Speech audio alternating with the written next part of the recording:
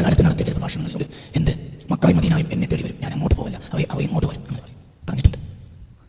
അപ്പോൾ സ്വാഭാവികമായും ഞാനൊരു മോശപ്പെട്ട മനുഷ്യനാണെന്ന് ഈ വാക്കുകൊണ്ട് വിധി എഴുതാൻ കഴിയും. അതെ, വളരെ മോശപ്പെട്ട ആളാണെന്ന് ഈ പറയുന്നത് വിധി എഴുതാൻ പറ്റും എന്നുള്ളത് സ്വാഭാവികമായി ചിന്തിച്ചാൽ ലഭിക്കുന്ന കാര്യമാണ്. എന്നാൽ എന്തിനാണ് ഇദ്ദേഹം ഇങ്ങനെ പറഞ്ഞത് എന്നുള്ളത് അദ്ദേഹം പറയുന്നത്. അഥവാ മക്കൾക്കും മദീനക്കും മുസ്ലിങ്ങൾക്ക് മക്കയോടും മദീനയോടും യാതൊരു വിധത്തിലുള്ള പ്രതിബദ്ധതയും ഇല്ല, മക്കയിൽ മദീനയിൽ മരണം ആഗ്രഹിക്കുന്നവർ ലോകവിധികളാണ് എന്നൊക്കെ ഇദ്ദേഹം പറഞ്ഞതിനുള്ള കാരണം എന്താണ് എന്നാണ് ഇദ്ദേഹം പറയുന്നത്. അതുകൊണ്ട് സത്യത്തിൽ അങ്ങനെ പറയാനുള്ള കാരണം എന്താണ്? മനിസ്തതാ ഇലൈഹി സബീല എന്നാണ് മക്കയിലേക്ക് വരേണ്ടവർക്കുള്ള ഒരു കാര്യം. അവർക്ക് മനിസ്തതാ ഇലൈഹി സബീല 1924 മുതൽ ഈ നിമിഷം വരെയും മക്ക ബാത്തിലിന്റെ അവരുടെ കയ്യിലാണ്. ഞാൻ അവർക്കെതിരെ പോരാടുന്ന വ്യക്തിയാണ്. അപ്പോൾ എന്നെ കയ്യിൽ കിട്ടിയത് കൊല്ലും. അപ്പോ റഹ്മത്തുള്ളാഹി ഖാസിമി സൗദി അറേബ്യയിൽ ഫ്ലൈറ്റ് ഇറങ്ങാൻ കാത്തു നിൽക്കുകയാണ്. സൗദി അറേബ്യയുടെ പട്ടാളമെല്ലാം ഇദ്ദേഹത്തെ വെടിവെച്ച് കൊല്ലാൻ പാർത്തിരിക്കുകയാണ്. എന്തായിക്കോട്ടെ, മനിസ്തതാ ഇലൈഹി സബീല എന്ന ആയത്തിൽ നിന്ന് മക്കൾക്കും മദീനക്കും യാതൊരു മഹത്വമില്ല എന്നെങ്ങനെ ലഭിക്കും?